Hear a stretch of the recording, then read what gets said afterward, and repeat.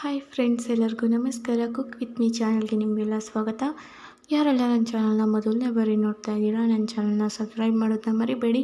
ಹಾಗೆ ಈ ಒಂದು ರೆಸಿಪಿ ನಿಮ್ಗೆ ಇಷ್ಟ ಆದರೆ ಫ್ರೆಂಡ್ಸ್ ಫ್ಯಾಮಿಲಿ ಜೊತೆ ಶೇರ್ ಮಾಡಿ, ಹಾಗೆ ಕಮೆಂಟ್ಸ್ ಮಾಡಿ ತಿಳಿಸೋದನ್ನು ಮರಿಬೇಡಿ. ಇವತ್ತು ತುಂಬ ಸಿಂಪಲ್ಲಾಗಿ ಕ್ರೀಮಿ ಚಿಕನ್ ಕರಿ ಯಾವ ರೀತಿ ಮಾಡೋದು ಅಂತ ನಾನು ನಿಮ್ಮ ಜೊತೆ ಶೇರ್ ಮಾಡ್ತಾಯಿದ್ದೀನಿ. ಚಿಕನ್ ಅಂದರೆ ಯಾರಿಗೆ ತಾನೇ ಇಷ್ಟ ಇರಲ್ಲ. ಹಾಗೆ ಚಿಕನಲ್ಲಿ ಡಿಫ್ರೆಂಟ್ ರೆಸಿಪಿ ಕೂಡ ತುಂಬಾ ಎಲ್ರಿಗೂ ಇಷ್ಟ ಆಗ್ತಿರ್ತದೆ. ಹಾಗಾಗಿ ಈ ಕ್ರೀಮಿ ಚಿಕನ್ ಮಾಡೋದಕ್ಕೆ ಏನೆಲ್ಲ ಬೇಕು, ಹಾಗೆ ಯಾವ್ಯಾವ ಮಸಾಲೆನ ರೆಡಿ ಮಾಡ್ಕೋಬೇಕು ಅಂತ ನಾನು ಇವತ್ತು ಲೇಟ್ ಮಾಡ್ತೀನಿ, ತುಂಬ ಬೇಗ ಆಗೋ ರೀತಿಯಲ್ಲಿ ತೋರಿಸ್ತಾ ಇದ್ದೀನಿ.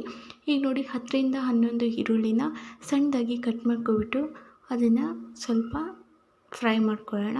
ಎಷ್ಟು ಚೆನ್ನಾಗಿ ಫ್ರೈ ಮಾಡ್ತೀರಾ ಅಷ್ಟು ಚೆನ್ನಾಗಿ ಆ ಪೇಸ್ಟು ರೆಡಿಯಾಗುತ್ತೆ. ಸ್ವಲ್ಪ ಜಾಸ್ತಿ ಏನು ಬೇಡ, ಕಲರ್ ಬಿಟ್ಕೊಳ್ಳೋವರೆಗೂ ಫ್ರೈ ಮಾಡ್ಕೊಳ್ಳೋಣ. ಹಸಿ ವಾಸನೆ ಹೋಗೋ ತನಕ ನೋಡಿ ಫ್ರೆಂಡ್ಸ್, ಹಸಿ ವಾಸನೆ ಎಲ್ಲ ಹೋಗಬೇಕು, ಅಷ್ಟು ಚೆನ್ನಾಗಿ ನಾವು ಫ್ರೈ ಮಾಡ್ಕೋಬೇಕು. ಈಗ ನೋಡಿ, ಇದು ಸ್ವಲ್ಪ ಫ್ರೈ ಆಗಬೇಕು ಅಂದರೆ ಕುಕ್ಕಿಂಗ್ ಆಯಿಲ್ನ ಕೂಡ ಸ್ವಲ್ಪ ಆ್ಯಡ್ ಮಾಡಬೇಕು. ಸ್ವಲ್ಪನೇ, ಜಾಸ್ತಿ ಹಾಕೋದು ಬೇಡ. ನೋಡಿ, ಸ್ವಲ್ಪ ನಾನು ಆ್ಯಡ್ ಮಾಡ್ತಾ ಚೆನ್ನಾಗಿ ಫ್ರೈ ಮಾಡ್ತಾಯಿದ್ದೀನಿ. ಒಂದು 5 ನಿಮಿಷ ಫ್ರೈ ಆದಮೇಲೆ ಇದಕ್ಕೇ ನಾವಿನ್ನೂ ಪದಾರ್ಥಗಳನ್ನ ಸೇರಿಸ್ಕೊಬೇಕು. ಹಾಗೆ ಇನ್ನೊಂದು ವಿಷಯ ಏನಂದರೆ, ನಾನು ಇಲ್ಲಿ ಇಬ್ಬರಿಗೆ ಆಗೋ ರೀತಿಯಲ್ಲಿ ಮಾಡ್ತಾಯಿದ್ದೀನಿ. ಹಾಗಾಗಿ ಎಲ್ಲ ಪದಾರ್ಥಗಳನ್ನ ಸ್ವಲ್ಪ ಕಮ್ಮಿ ತೊಗೊಂಡಿದ್ದೀನಿ. ನೀವೇನಾದರೂ ಜಾಸ್ತಿ ಚೆನ್ನಾಗಿದ್ದರೆ ಎಲ್ಲ ಪದಾರ್ಥಗಳನ್ನ ಸ್ವಲ್ಪ ಜಾಸ್ತಿ ಪ್ರಮಾಣದಲ್ಲಿ ತಗೊಳ್ಳಿ.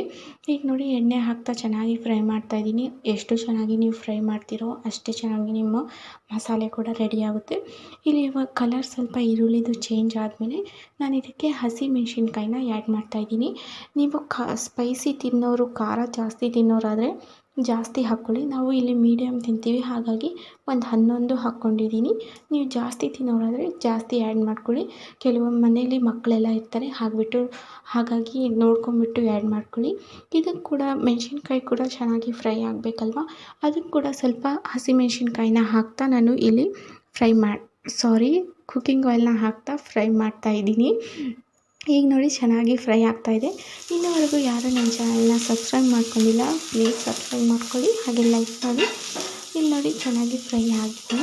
ಈಗ ಇದಕ್ಕೇ ಒಂದು 10ರಿಂದ 11 ಗೋಡಂಬಿನ ನಾನು ಆ್ಯಡ್ ಮಾಡ್ತಾಯಿದ್ದೀನಿ. ಗೋಡಂಬಿನೇ ಮೇನ್ ಇಂಗ್ರೀಡಿಯೆಂಟು, ಈ ಮಸಾಲೆನೇ ಮೇನ್ ನಮಗೆ. ಇದನ್ನು ಹಾಕಿಬಿಟ್ಟು ಜಾಸ್ತಿ ಫ್ರೈ ಮಾಡ್ಕೊಳೋದು ಬೇಡ, ಯಾಕಂದರೆ ಮೊದಲೇ ನಾವು ಈರುಳ್ಳಿ ಮತ್ತು ಹಸಿಮೆಣಸಿನ್ಕಾಯಿನ ಚೆನ್ನಾಗಿ ಫ್ರೈ ಮಾಡಿದ್ದೀವಿ. ಈಗ ಬರೀ ಗೋಡಂಬಿನ ಹಾಕಿಬಿಟ್ಟು ಅಲ್ಲಿ ಸ್ವಲ್ಪ ಬಿಸಿ ಆಗಬೇಕು ಅಷ್ಟೇ. ಅದು ಬಿಸಿ ಆದರೆ ಸಾಕು, ಅಂದರೆ ಅದು ಕೂಡ ಸ್ವಲ್ಪ ಲೈಟಾಗಿ ಕಲರ್ ಚೇಂಜ್ ಆಗಬೇಕಷ್ಟೇ, ಜಾಸ್ತಿ ಏನು ನಾವು ಅದನ್ನು ಫ್ರೈ ಮಾಡೋದು ಬೇಡ.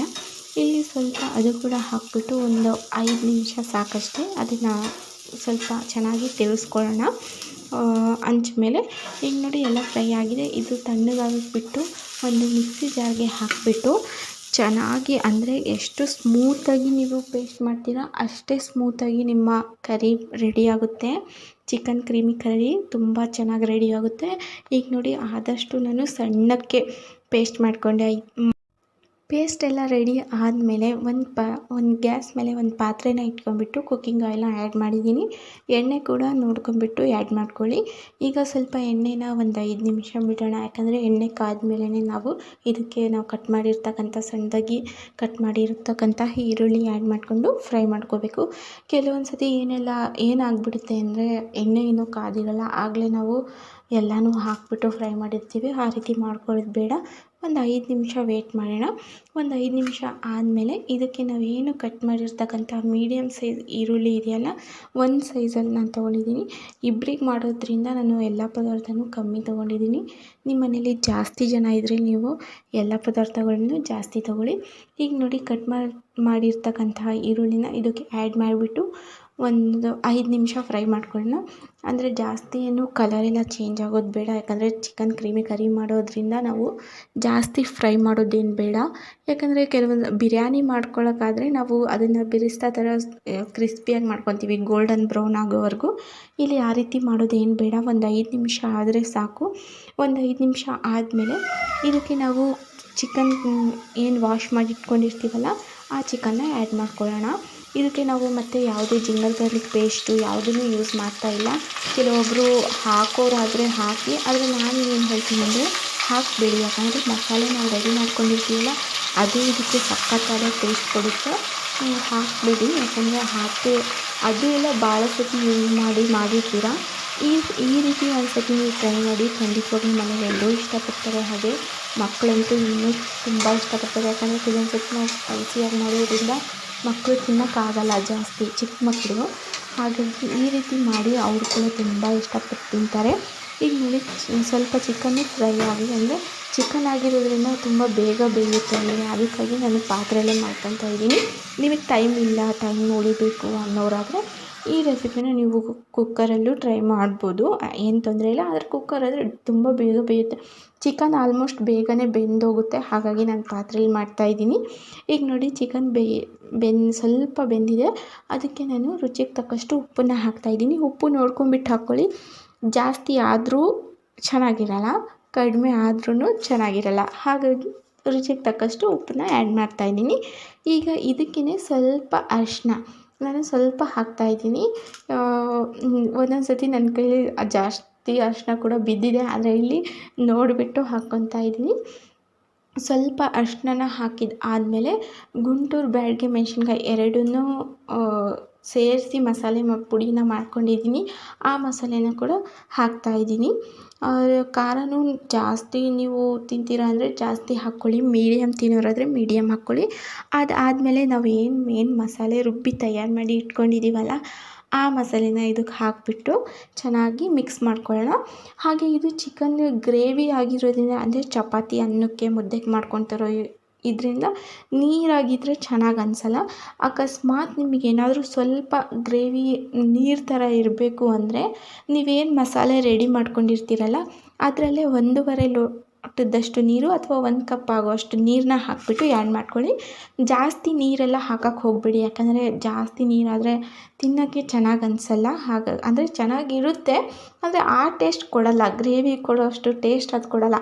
ನಾವು ಸಾಮಾನ್ಯವಾಗಿ ಸಾಂಬಾರಾದರೆ ಎಷ್ಟಾದರೂ ನೀರು ಹಾಕ್ಕೋಬೋದು. ಹಾಗಾಗಿ ಇಲ್ಲಿ ನೋಡಿ ನಾನು ನೀರು ಆ್ಯಡ್ ಮಾಡ್ತಾಯಿಲ್ಲ ಸ್ವಲ್ಪ ಕೂಡ, ಯಾಕಂದರೆ ಚಿಕನ್ನಲ್ಲಿ ಆದಷ್ಟು ನೀರು ಪ್ರಮಾಣ ಸ್ವಲ್ಪ ಇದ್ದೇ ಇರುತ್ತೆ. ಹಾಗಾಗಿ ನಾನು ನೀರು ಆ್ಯಡ್ ಮಾಡ್ತಾಯಿಲ್ಲ. ಈಗ ನೋಡಿ ಇದನ್ನು ಸ್ವಲ್ಪ 5 ನಿಮಿಷದವರೆಗೂ ಕುದಿಯೋಕ್ಕೆ ಬಿಡೋಣ. ಅಂದರೆ ಸೈಡಲ್ಲೆಲ್ಲ ಎಣ್ಣೆ ಬಿಟ್ಕೊಂಡು ಚೆನ್ನಾಗಿ ಕುದಿಯೋಕ್ಕೆ ಬಿಡೋಣ. ಒಂದು 5 ನಿಮಿಷ ಆದಮೇಲೆ ನೋಡಿ ಫ್ರೆಂಡ್ಸ್, 5 ನಿಮಿಷ ಆಗಿದೆ, ಚೆನ್ನಾಗಿ ಕುದೀತಾ ಇದೆ. ನಾನು ಹೇಳಿದ್ನಲ್ಲ ನೀರು ಹಾಕಿಲ್ಲ, ಅದರಲ್ಲೇ ಎಷ್ಟೊಂದು ನೀರೊಂದು ಬಿಟ್ಕೊಂಡಿದೆ. ಇದಕ್ಕೆ ಸ್ವಲ್ಪ ಕೊತ್ತಂಬರಿ ವಾಶ್ ಮಾಡಿರ್ತಕ್ಕಂಥ ಸಣ್ಣದಾಗಿ ಕಟ್ ಮಾಡಿರ್ತಕ್ಕಂಥ ಕೊತ್ತಂಬರಿನ ಮೇಲ್ಗಡೆ ಉದುರಿಸ್ತಾ ಇದ್ದೀನಿ. ಉದುರಿಸ್ಬಿಟ್ಟು ಇದು ಕೂಡ ಒಂದು 5 ನಿಮಿಷ ಕುದ್ರೆ ಸಾಕು, ಯಾಕಂದರೆ ಅಲ್ಲೇ ನಮ್ಮ ಚಿಕನ್ ಕ್ರೀಮಿ ಕರಿ ರೆಡಿ ಆಗಿದೆ. ಇದಕ್ಕೆ ಇನ್ನೇನು ಹಾಕಲ್ಲ, ಅಷ್ಟೇ. ಇದನ್ನು ಸ್ವಲ್ಪ ಒಂದು 5 ನಿಮಿಷ ನಾನು ಅಂದರೆ ಕುದಿಯೋಕ್ಕೆ ಬಿಡ್ತಾಯಿದ್ದೀನಿ. ಕೊತ್ತಂಬರಿ ಫ್ಲೇವರ್ ಅದಕ್ಕೆ ಹೋಗಬೇಕಲ್ವ ಚಿಕನ್ ಗ್ರೇವಿಗೆ, ಹಾಗಾಗಿ ಒಂದು 5 ನಿಮಿಷ ಆದಮೇಲೆ ನಮ್ಮ ಮನೇಲಿ ಈಗ ನಾನು ನೋಡಿದಾಗ ಸ್ವಲ್ಪ ಫ್ರೆಶ್ ಕ್ರೀಮ್ ಇತ್ತು, ಹಾಗಾಗಿ ಫ್ರೆಶ್ ಕ್ರೀಮ್ನ ಆ್ಯಡ್ ಮಾಡ್ತಾಯಿದ್ದೀನಿ. ಇದು ಹಾಕಲೇಬೇಕಂತೇನಿಲ್ಲ, ನಾನು ಸುಮ್ಮನೆ ಮನೇಲಿ ಇತ್ತಲ್ವ ಅದು ಇರೋದ್ರಿಂದ ನಾನು ಆ್ಯಡ್ ಮಾಡ್ತಾಯಿದ್ದೀನಿ ಅಷ್ಟೇ. ಇಲ್ಲ ಅಂದರೆ ಪರವಾಗಿಲ್ಲ, ನೀವು ಹಾಕಲೇಬೇಕು ಅಂತೇನಿಲ್ಲ. ನಾನು ಮನೇಲಿ ಇರೋದ್ರಿಂದ ಆ್ಯಡ್ ಮಾಡ್ತಾಯಿದ್ದೀನಿ ಅಷ್ಟೇ, ಇಲ್ಲಾಂದರೆ ಹಾಕ್ತಾಯಿರಲಿಲ್ಲ. ಈಗ ತಾನೇ ನಮ್ಮ ಮನೆಯವರು ಅವರು ನೋಡಿದರು ಇದು ಕೂಡ ಇದೆ ಅಂತಂದರು, ಹಾಗಾಗಿ ಆ್ಯಡ್ ಮಾಡ್ತಾಯಿದ್ದೀನಿ. ಇದು ಹಾಕಲೇಬೇಕಂತೇನಿಲ್ಲ, ನಾನು ಟೇಸ್ಟಿಗಂತೂ ನಿಜವಾಗ್ಲೂ ಆ್ಯಡ್ ಮಾಡ್ತಾಯಿಲ್ಲ. ನಮ್ಮ ಚಿಕನ್ ಕರಿ ಆಲ್ಮೋಸ್ಟ್ ರೆಡಿ ಆಗಿತ್ತು. ಅವರು ಇದು ಕೂಡ ಇದೆ, ಭಾಳ ದಿನದಿಂದ ಇದೆ, ಅಂದರೆ ತಂದುಬಿಟ್ಟು 1 ವಾರ ಆಗಿತ್ತು. ವಾರ ಆಗಿದೆ, ಇನ್ನೂವರೆಗೂ ಯೂಸ್ ಮಾಡಿಲ್ವಾ ಅಂತಂದರು. ಅದಕ್ಕಾಗಿ ಸ್ವಲ್ಪ ಇದಕ್ಕೆ ಕೂಡ ಹಾಕ್ತಾಯಿದ್ದೀನಿ ಅಷ್ಟೇ. ಹಾಕಬೇಕೇ ಅಂತೇನಿಲ್ಲ, ನಾವೇನು ಮಸಾಲೆ ರೆಡಿ ಮಾಡ್ಕೊಂಡಿದ್ವೋ ಅದೇ ಇದಕ್ಕೆ ಟೇಸ್ಟ್ ಕೊಡುತ್ತೆ. ಇದಿತ್ತು ಹಾಗಾಗಿ ಹಾಕ್ಕೊಂಡಿದ್ದೀನಿ ಅಷ್ಟೇ. ಈಗ ನೋಡಿ ಇದನ್ನು ಹಾಕಿಬಿಟ್ಟು ಒಂದು 5 ನಿಮಿಷ ಫ್ರೈ ಮಾಡಿಕೊಂಡು ಒಂದು 5 ನಿಮಿಷ ಕುದಿಯೋಕೆ ಬಿಡ್ತೀನಿ. ಜಾಸ್ತಿ ಏನಿಲ್ಲ, ಒಂದು 5 ನಿಮಿಷ ಕುದಿಯೋಕೆ ಬಿಡ್ತಿದ್ದೀನಿ. ಇನ್ನೊಂದು ಏನಂದರೆ ಚಿಕನ್ ಎಲ್ಲ ಬೆಂದಿರುತ್ತಲ್ವ, ಜಾಸ್ತಿ ಹಾಕಿ ತಿರುಗಿಸ್ಬಿಡಿ, ಯಾಕಂದರೆ ಎಲ್ಲ ಒಡೆದು ಪುಡಿ ರೀತಿ ಆಗಿಬಿಡುತ್ತೆ. ಇಲ್ಲಿ ನಾನು ಜಾಸ್ತಿ ತಿರುಗಿಸ್ತಾ ಇಲ್ಲ, ತಳದಿಂದ ಅಂದರೆ ಒಂದು ಸೈಡಿಂದ ತಿರುಗಿಸ್ತಾ ಇದ್ದೀನಿ. ಇದು ಒಂದು 5 ನಿಮಿಷ ಕುದ್ದಾದಮೇಲೆ ಈಗ ನೋಡ್ತಾ ಇರ್ಬೋದು ನೀವು ಎಷ್ಟು ಚೆನ್ನಾಗಿ ನಮ್ಮ ಚಿಕನ್ ಕ್ರೀಮಿ ಕರಿ ರೆಡಿಯಾಗಿದೆ. ಈ ಚಿಕನ್ ಕ್ರೀಮಿ ಕರಿ ಜೊತೆ ನೀವು ಚಪಾತಿ ಆಗಲಿ ಅಥವಾ ಅನ್ನ ಅಥವಾ ಮುದ್ದೆ ಇಷ್ಟಪಡೋರು ಮುದ್ದೆ ಆಗಲಿ ಸರ್ವ್ ಮಾಡ್ಕೊಂಡು ತಿಂತಾಯಿದ್ರೆ ನಿಜವಾಗ್ಲೂ ಹೇಳ್ತೀನಿ ನೀವು ಮಾಡಿಕೊಟ್ಟವ್ರಿಗೆ ಪದೇ ಪದೇ ಕೇಳ್ತಾ ಇರ್ತಾರೆ, ಯಾಕಂದರೆ ಅಷ್ಟು ಚೆನ್ನಾಗಿ ಬಂದಿರುತ್ತೆ. ಜಾಸ್ತಿ ಚಿಕನ್ ಅಂದರೆ ಅಥವಾ ಸಾಂಬಾರು ಕರಿ ಅಂದರೆ ಸ್ಪೈಸಿಯಾಗಿ ಮಾಡ್ಕೊತಾರೆ ಎಲ್ಲರೂ. ಈ ರೀತಿ ಒಂದು ಸತಿ ನೀವು ಟ್ರೈ ಮಾಡಿ, ಮನೇಲಿ ಎಲ್ಲರೂ ಕೂಡ ಇಷ್ಟಪಡ್ತಾರೆ. ಯಾಕಂದರೆ ಕೆಲವೊಂದು ಸತಿ ಚಿಕನಲ್ಲಿ ಬಿರಿಯಾನಿ, ಕರಿ, ಸಾಂಬಾರು ಇದೆಲ್ಲ ತಿಂದು ಬೇಜಾರಾಗಿರೋರು ಇರ್ತಾರೆ.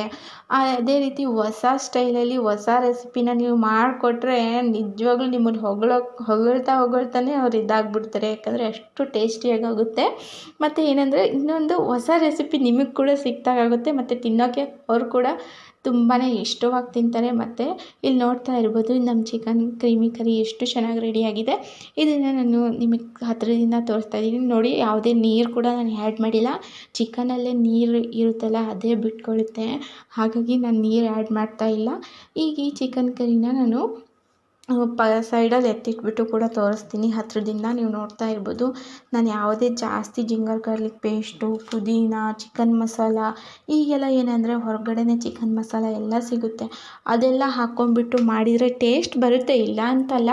ಆದರೆ ಈ ರೀತಿ ಮನೆಯಲ್ಲೇ ಇರುವಂಥ ಪದಾರ್ಥಗಳಿಂದ ಈ ರೀತಿ ಮಾಡೋದ್ರಿಂದ ಕೂಡ ತುಂಬ ಒಳ್ಳೆ ಟೇಸ್ಟ್ ಬರುತ್ತೆ. ಹಾಗಾಗಿ ಅಷ್ಟೇ.